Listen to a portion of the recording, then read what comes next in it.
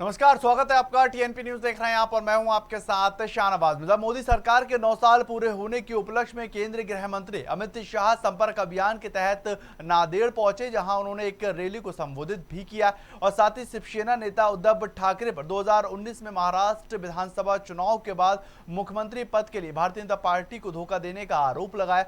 शाह ने कहा कि भारतीय जनता पार्टी ने पिछले साल ठाकरे के नेतृत्व वाली एमबीए सरकार को नहीं गिराया, बल्कि कुछ ऐसा शिवसैनिक थे जो उद्धव ठाकरे की नीतियों से थक चुके थे और शरद पवार के नेतृत्व वाली एनसीपी के साथ जाने को तैयार नहीं थे।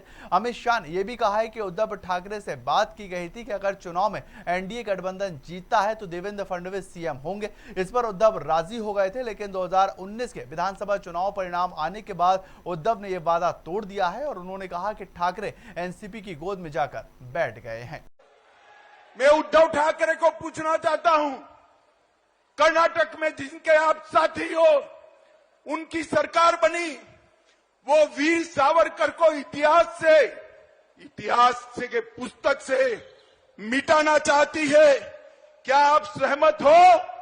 उधर G20 देशों के सम्मेलन को लेकर 11 से 13 जून के बीच होगा और बैठक में 20 सबसे बड़ी अर्थव्यवस्था वाले देशों के 500 से ज्यादा डिप्लोमेट्स शामिल होंगे। बैठक में पहले विदेश मंत्री एस जयशंकर वाराणसी पहुंचे, जहां पर एस जयशंकर ने भारत की ओर से बैठक का नेतृत्व करेंगे। वाराणसी में आज से G20 सम्मेलन का आगाज हो गया है और विदेश मंत्री एस जयशंकर ने एक दलित परिवार के घर जाकर नाश्ता किया। भारतीय जनता पार्टी की बूथ अध्यक्ष सुजाता धूसिया घर पर एस जयशंकर पहुंचे और नाश्ते के बाद विदेश मंत्री ने यह कहा कि नाश्ता स्वादिष्ट था। और आपको बताएं कि आज से वाराणसी में G20 कार्यक्रम हो रहा, जिसको खाद्य सुरक्षा, अनाज, उर्वरक और बाजरे पर चर्चा होगी। दिल्ली में आम आदमी पार्टी की आज महारैली है और इससे पहले दिल्ली सरकार में मंत्री आतिशी ने केंद्र और भारतीय जनता पार्टी पर जोरदार हमला बोला। उन्होंने केंद्र सरकार के अध्यादेश को दिल्ली की जनता के मुंह पर एक करारा तमाचा करार दिया है। दिल्ली सरकार में मंत्री आतिशी ने कहा है कि महारैली दिल्ली के लोगों की महारैली है और केंद्र सरकार में दिल्ली में अध्यादेश लागू कर प्रदेश की जनता के मुंह पर तमाचा मारा।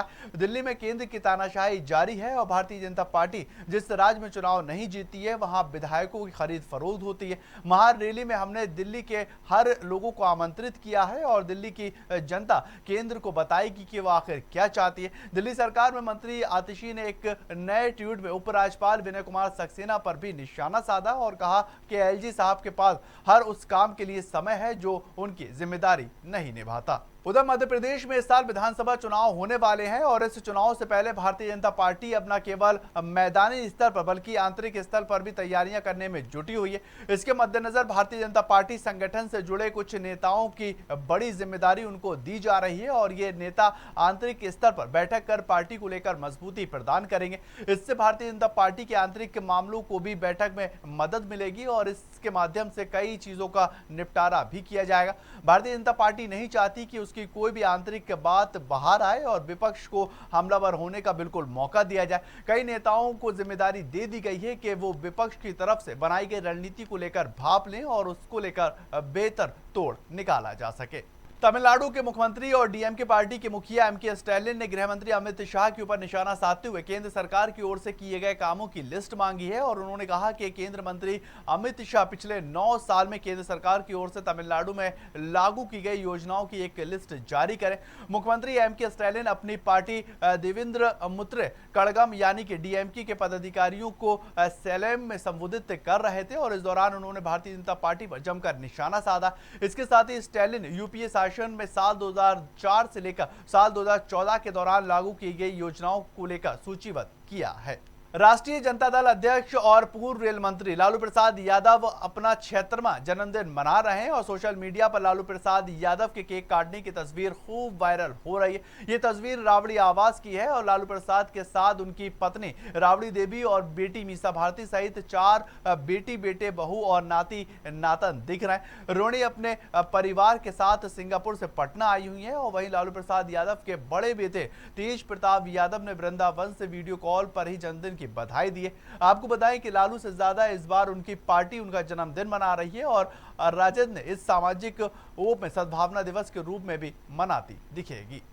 उधर किसानों की समस्याओं को लेकर बीक्यू के राष्ट्रीय प्रवक्ता राकेश टिकैत के नेतृत्व में सोमवार को साबूत अंडरपास के नीचे होने वाली महापंचायत को लेकर सफल बनाने को लेकर कार्यकर्ताओं ने क्षेत्र में जनसंपर्क स्थापित किया और साथ ही पंचायती स्थल का निरीक्षण किया। और भारतीय किसान यूनियन टिकैत के राष्ट्रीय सचिव ओमपाल तलान ने भी ये बताया है कि महापंचायत को सफल बनाने को लेकर कार्यकर्ताओं ने क्षेत्र में जनसंपर्क स्थापित किया।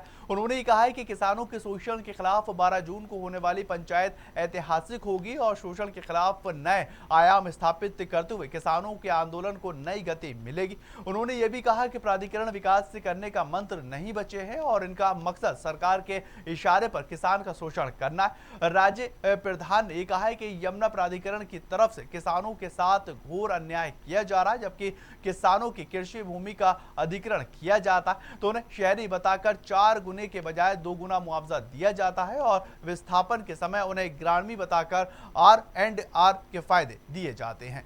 मध्य प्रदेश, महाराष्ट्र, छत्तीसगढ़ और बिहार के बाद अब अगले महीने यानी कि जुलाई में देश की राजधानी दिल्ली में भी बागेश्वर धाम के पंडित धीरेन्द्र शास्त्री की कथा का आयोजन किया जाएगा।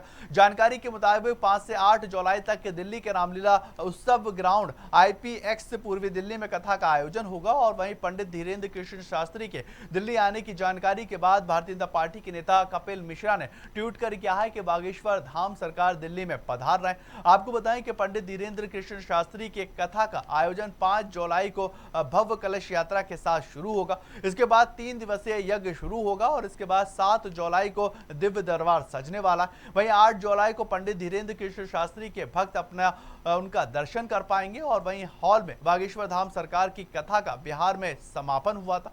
इस दौरान पंडित धीरेन्द्र कृष्ण शास्त्री ने कई बयान उनकी सुर्खियां बटोर रहे हैं।